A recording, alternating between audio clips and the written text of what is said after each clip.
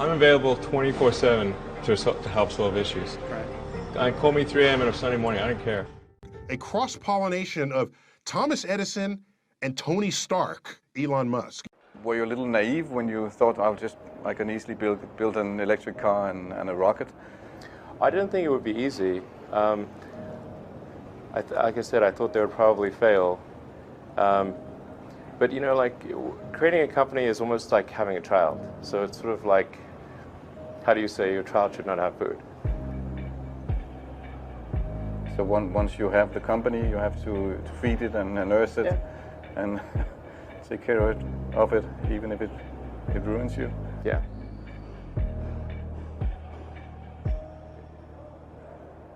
But suppose there were some tough times in 2008, end of 2008.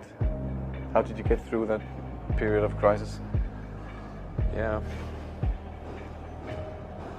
Can we just break for a second? Sure, of course. You want to wait a little while? Yeah, sure hope it was worth it. Sure hope so. Sure hope it was worth it. It's everything. And I was borrowing money from friends to pay the rent. Well, I mean, Tesla really faced a severe threat of death due to the Model 3 production ramp. Just if we didn't solve these problems in a very short period of time, we would die.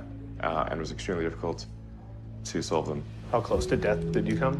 Within single-digit weeks.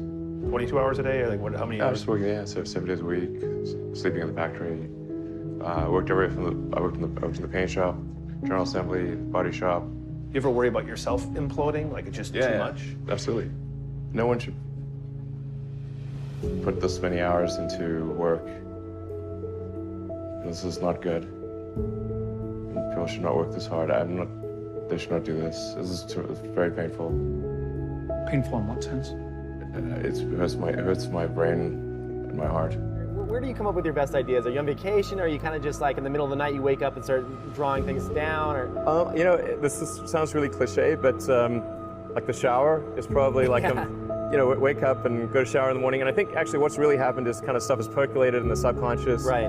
And it's not really occurring in the shower, but you're kind of getting the results of last night's, computation, basically. Right. Whatever area that you get into, given that, even if you're the best, there's always a chance of failure.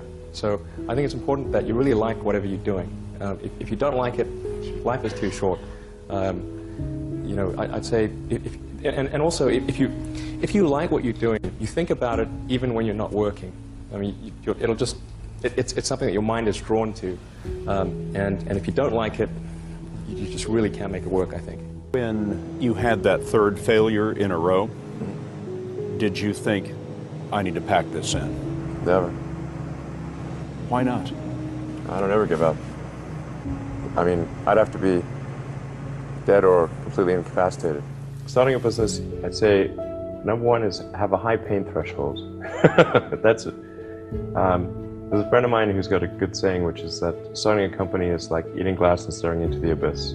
Okay, that's generally what happens, because when you first start a company, there's lots of optimism and things are great, and then so happiness at first is high.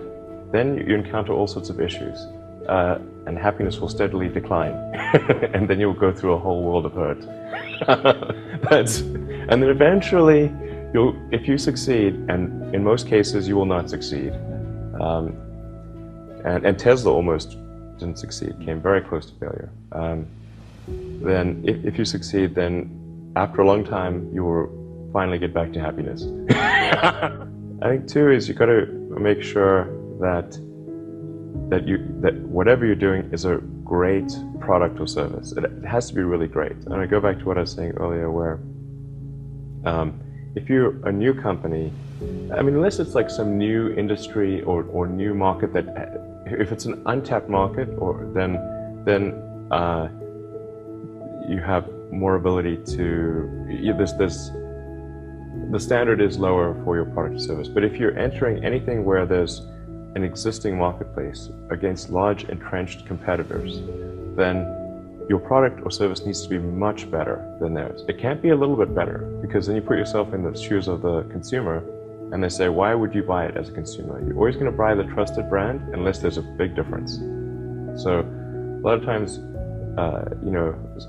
entrepreneur will come up with something which is only slightly better. And it can't just be slightly better. It's got to be a lot better.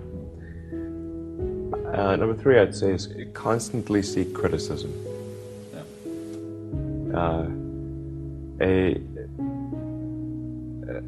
A well thought out critique of whatever you're doing is as valuable as gold.